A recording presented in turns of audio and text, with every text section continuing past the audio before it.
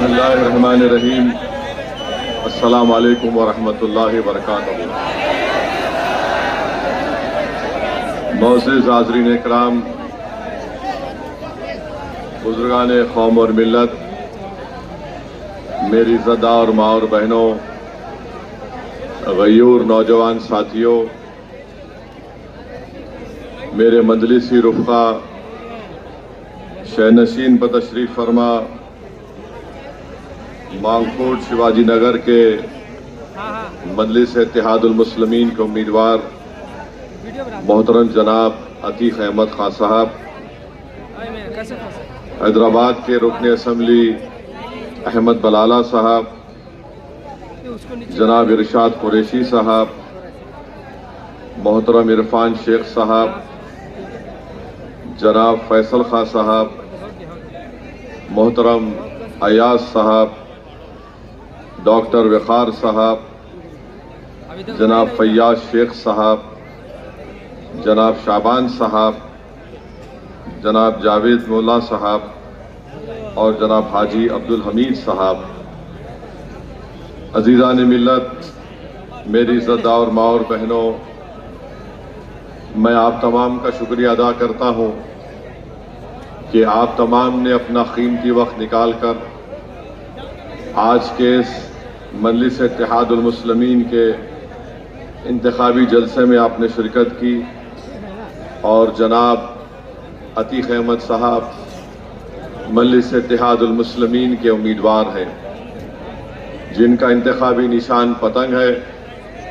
मेरी आप तमाम से अपील है कि 20 नवंबर के दिन आप अपना एक वोट मजलिस इत्तेहादुल मुस्लिमीन के हक में इस्तेमाल करके इस विधानसभा से आप अपने एक नए आमदार को, एमएलए को मुंतखब करिए, ताकि इस विधानसभा में जो आपकी तकालीफ है, मसाइल है, जुल्म जो हो रहा है, जो यहाँ पर ड्रग्स एक बहुत बड़ा मसला बन चुका है हमारी नौजवान नस्लों के लिए, इन तमाम चीज़ों के खात्मे के लिए और गोवंडी के एक रोशन मुस्तकबिल के लिए मेरी आप तमाम बुजुर्गों से, माँ और बहनों से, गयूर नौजवानों से अपील है कि आप एक बदलाव लेकर आइए और पतंग के निशान पर बटन दबाकर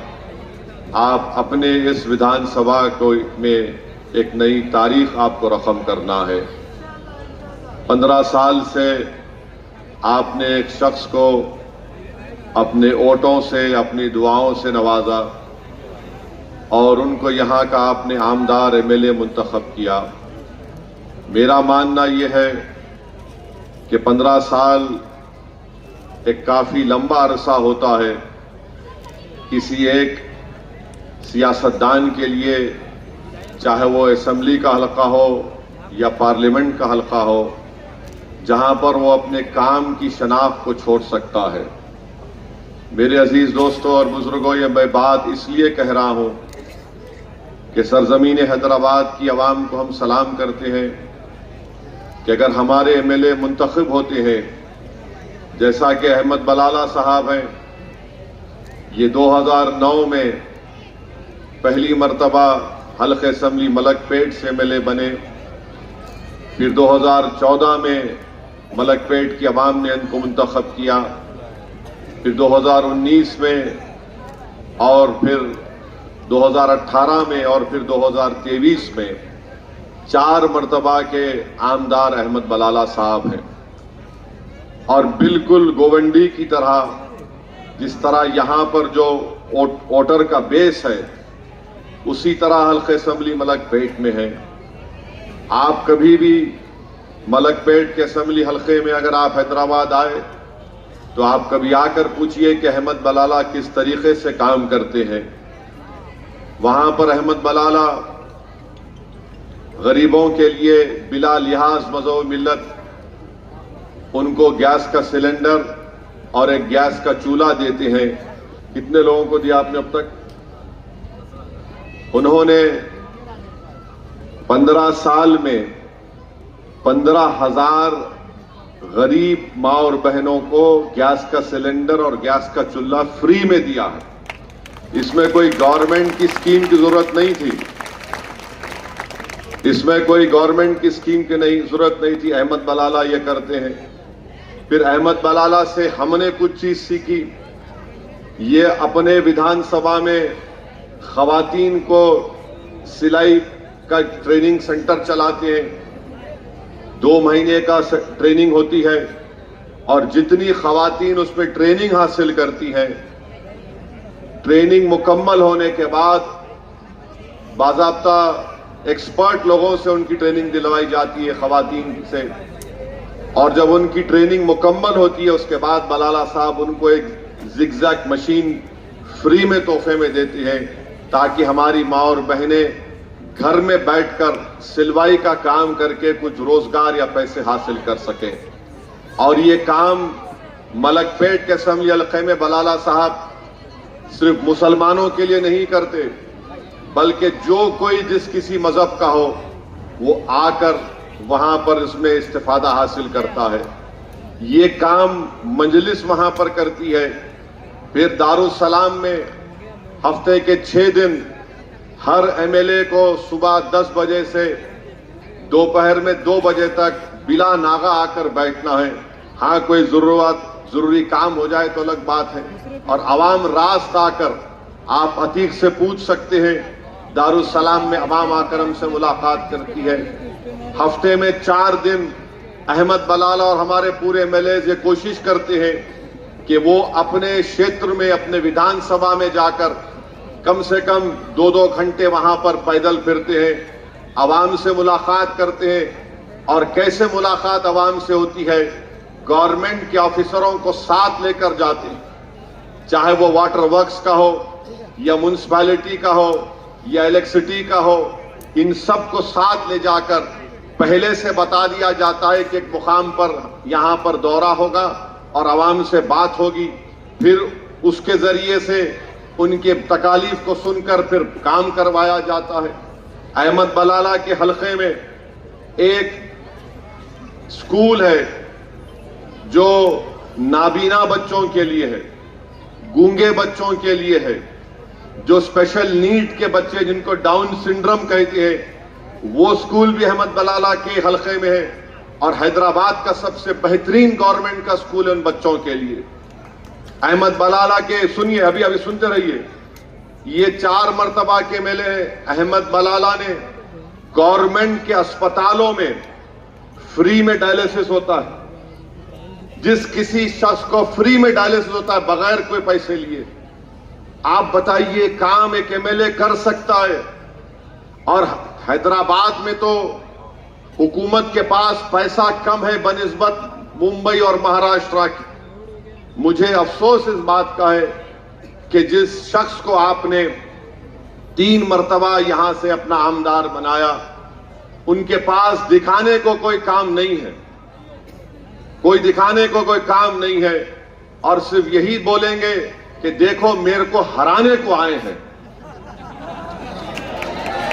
क्या बोलेंगे? देखो मेरे को हराने को आए हैं, मुझे घर में बिठाने को आए हैं। जब मजलिस इलेक्शन हैदराबाद में लड़ती है, मैं भी पार्लियामेंट का इलेक्शन लड़ा। अभी हालिया पार्लियामेंट के इलेक्शन में बीजेपी ने किसी को उम्मीदवार बना दिया था, वो बड़ी मशहूर हुई। तो जब वो बीजेपी का कैंपेन शुरू हुआ तो बीजेपी के जितने बड़े बड़े नेता रहते हैं हैदराबाद में, वो बोले कि मजलिस को हराना नामुमकिन है। इसलिए नामुमकिन है क्योंकि जो कोई भी ओवैसी या मजलिस के एमएलए के पास जाता, ये लोग उसका काम करते, ये नहीं देखते कि वो बीजेपी का है, हिंदू है, मुसलमान है, फुला है। जो हमारे पास आता हम उसका काम करवाने की पूरी कोशिश करते उसके लिए। ये एक तरीका है मजलिस इत्तेहादुल मुस्लिमीन के काम करने का, इसीलिए हम इलेक्शन जीतते।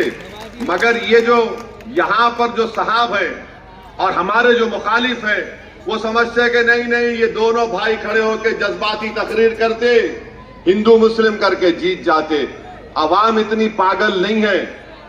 अवाम बाशऊर है, बाखबर है, और जो कोई भी अवाम को बेवकूफ समझता है, अवाम उसको 20 तारीख के दिन हराएगी इंशाअल्लाह ताला।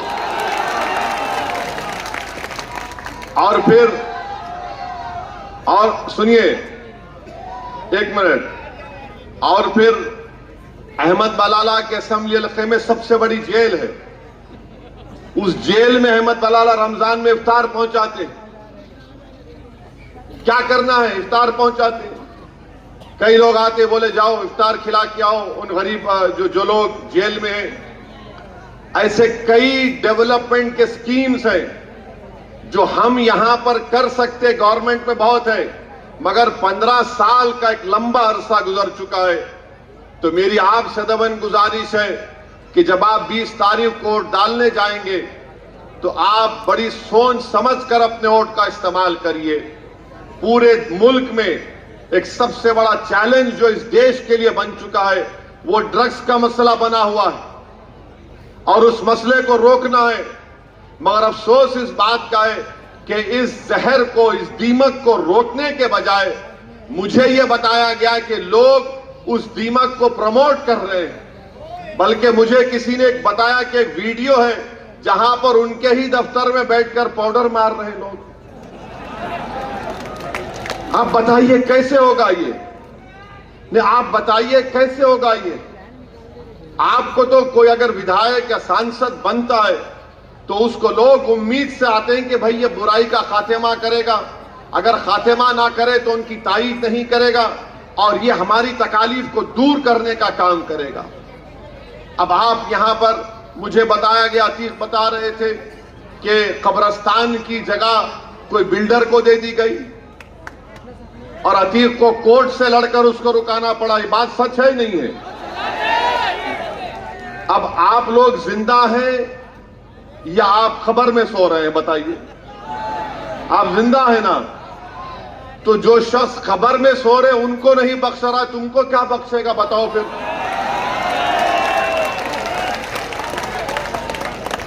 आप समझे हमारी बात को?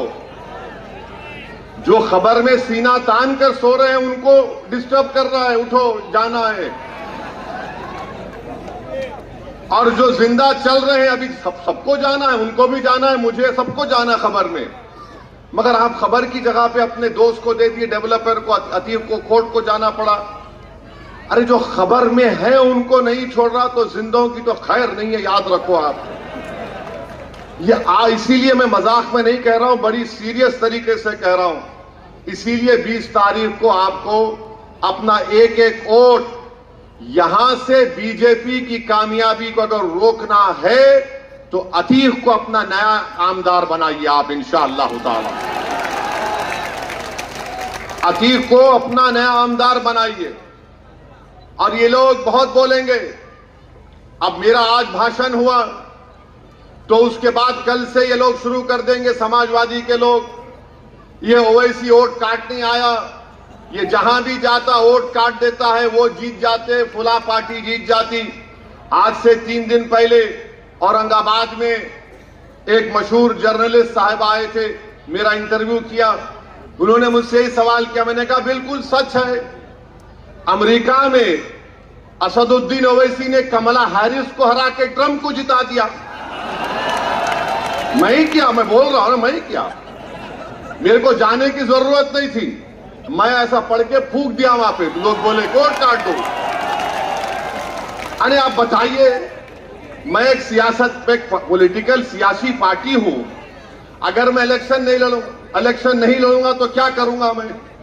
तो अब हमारे इस जलसे के बाद कल से हजरत इबलीस के एजेंट शुरू हो जाएंगे।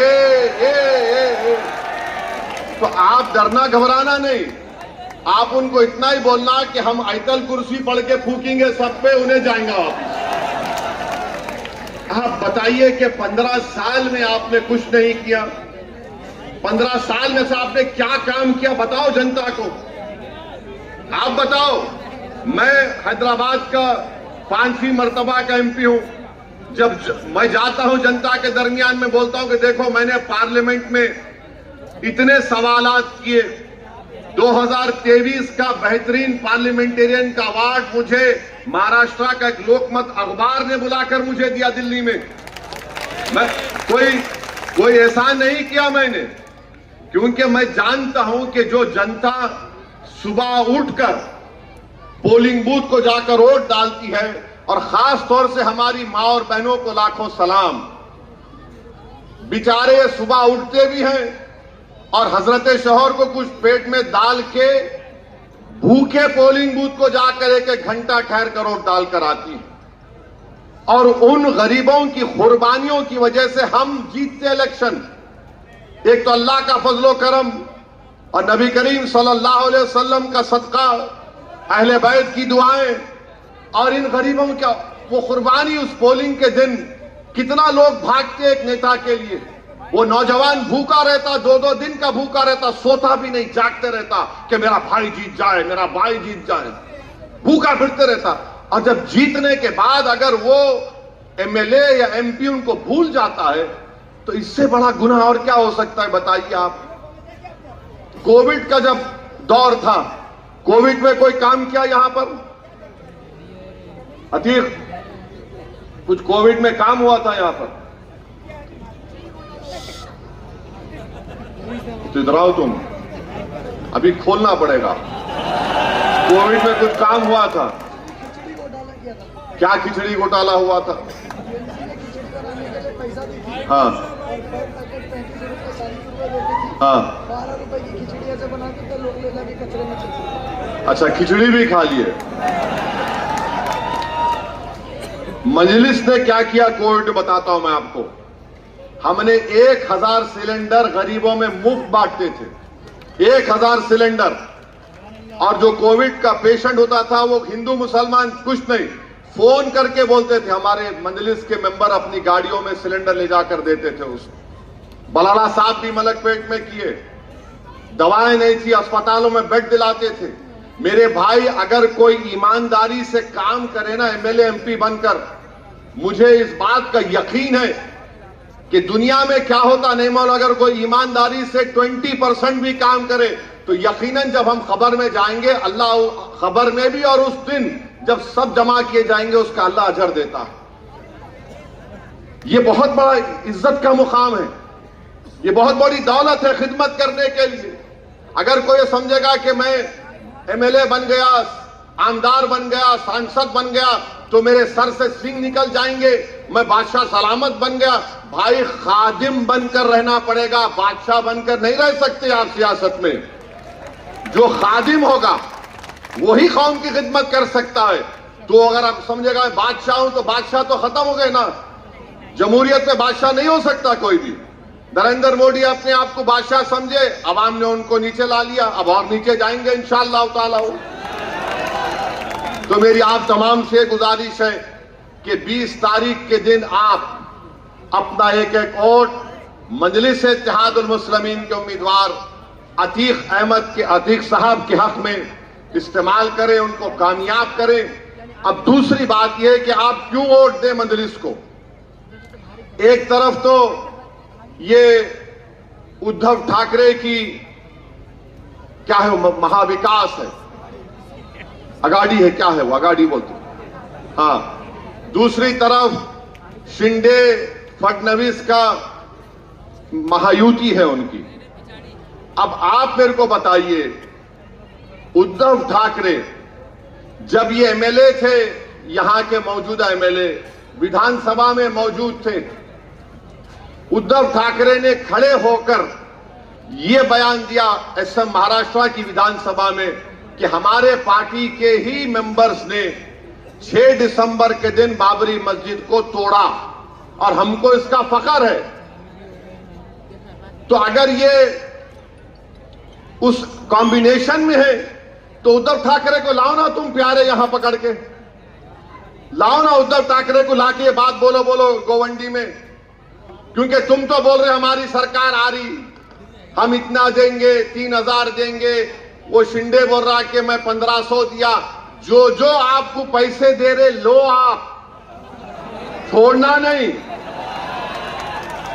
नहीं, लो उसका, लेके क्योंकि ये इनके बाप की दौलत नहीं है, ये आपसे लूटी भी दौलत है। याद रखो मेरी बात को। ये कुदरत का निजाम है। तुम जुल्म करके निकालो, अल्लाह बोलता ठीक, अब तू जाना चुनाव में निकाला। ये कुदरत का निजाम है ये। तो अब जब उद्धव ठाकरे ने असेंबली में बात कही, हम पूछना चाह रहे समाजवादी पार्टी के अध्यक्ष अखिलेश यादव से कि क्या तुम उद्धव ठाकरे की इस बात से मुत्तफिक हो? मैं इनसे नहीं पूछ सकता, मेरा डायरेक्ट अखिलेश यादव को मैं देखता हूं अपने लेवल पे।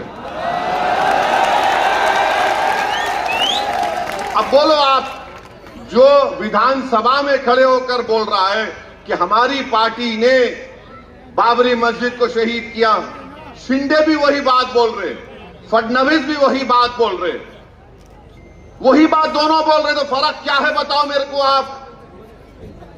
अगर कोई यहां पर 55 साल के कोई शख्स होगा तो वो जानता होगा कि श्री कृष्णा कमीशन की रिपोर्ट में बाल ठाकरे के बारे में क्या लिखा गया था।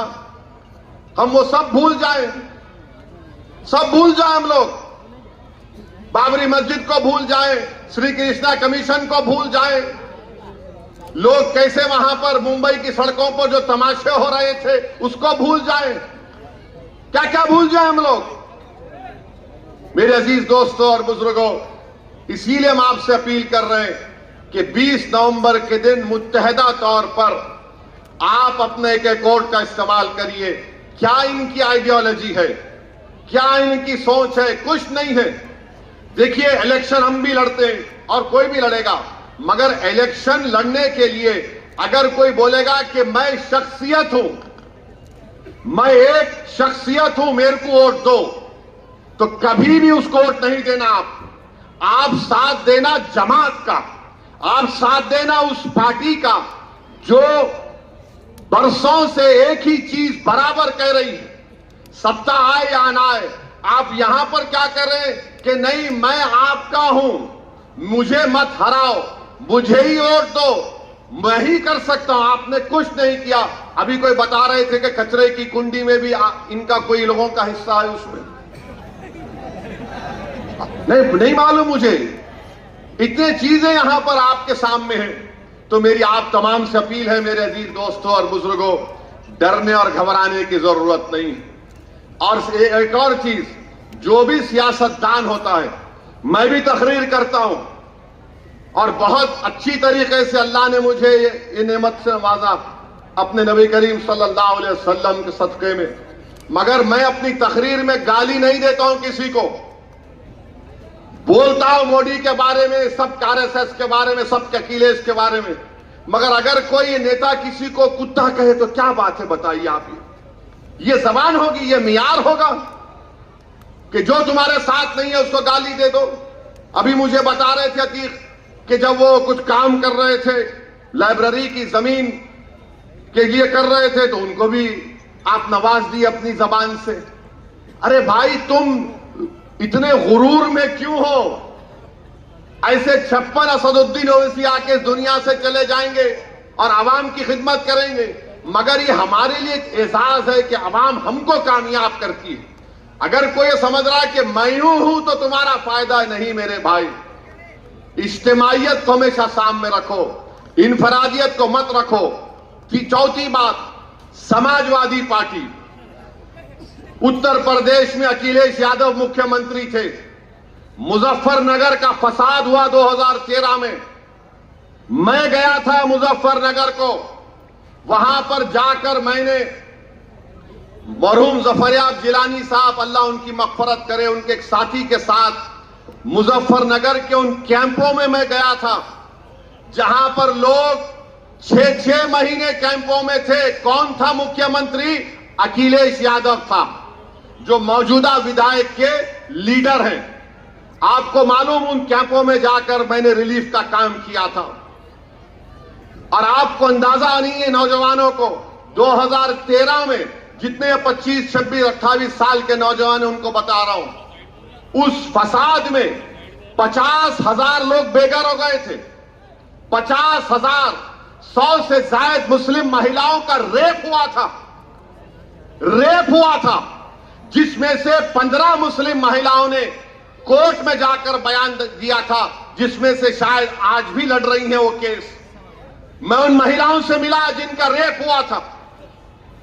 मैं पूछना चाह रहा हूं, जब मुख्यमंत्री तुम्हारा था समाजवादी का और तुम मुख्यमंत्री हो, 50,000 लोग मुजफ्फरनगर के कांड में बेघर हो गए, और आज मुजफ्फरनगर से कोई आकर ये बोलेगा कि इनको वोट दो। पहले तुम अपने गिरबान में झांक कर देखो कि मुजफ्फरनगर के फसादात में महिलाओं का रेप जब हो रहा था, खेतों में ले जाकर भगा भगा कर उनकी अस्मत लूटी जा रही थी, कहां थे मुजफ्फरनगर के कायदीन? जब कहां थे अखिलेश यादव?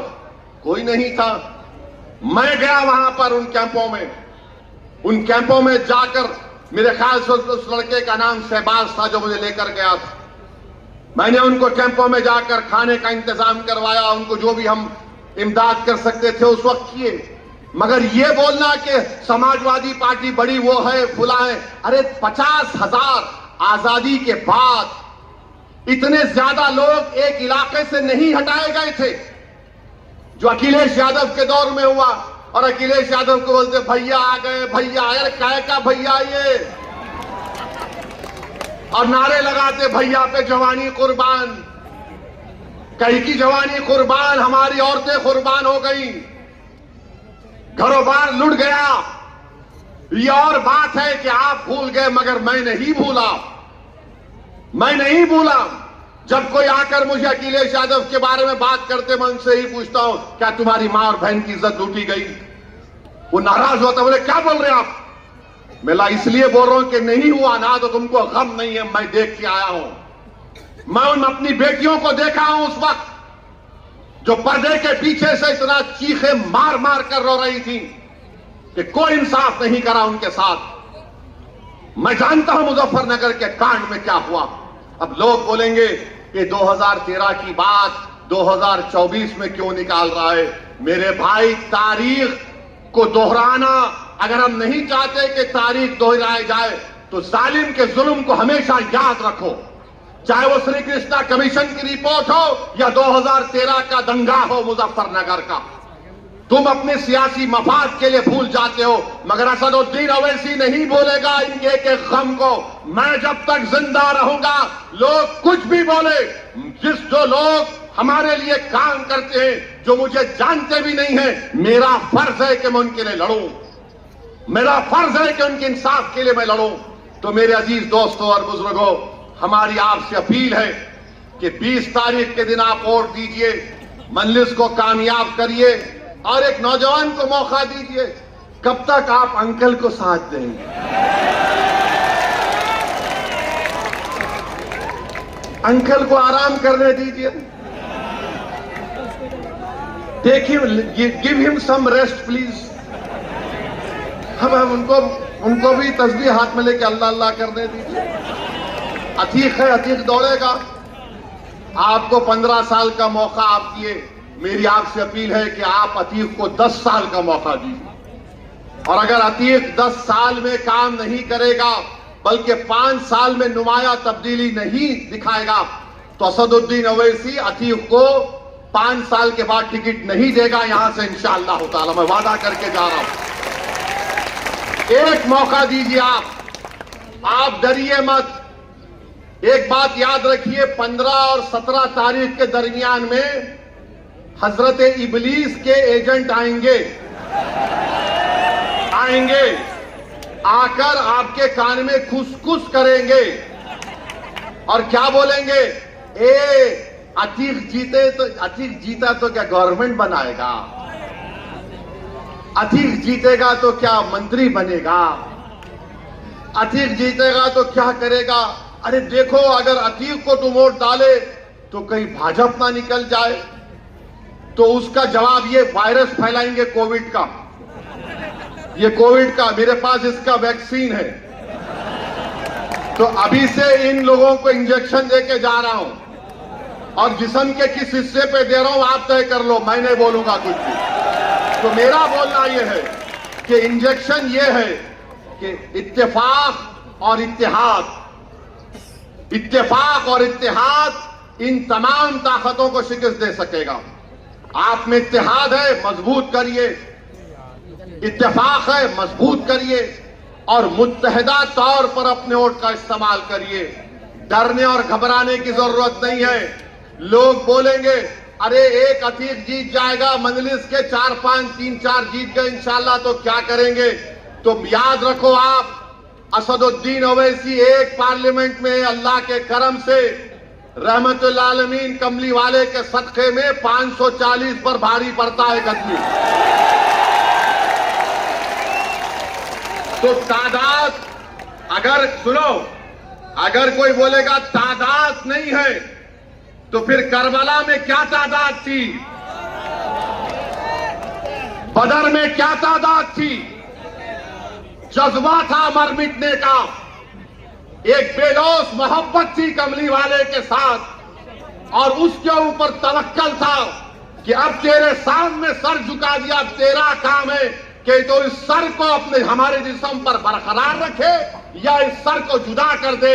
मगर जब हम अपना दिल दे चुके, जब हमारी सोच पूरी हो चुकी है, तो मेरी आपसे गुजारिश है कि आप डरने और घबराने की जरूरत नहीं है।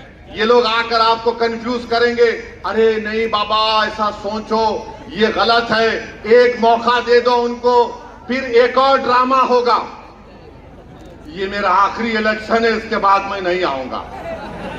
ये भी डायलॉग मारेंगे क्योंकि हम लोग उसी जगह, उसी कबीले के ना हम लोग, हमको सब समझ नहीं आता।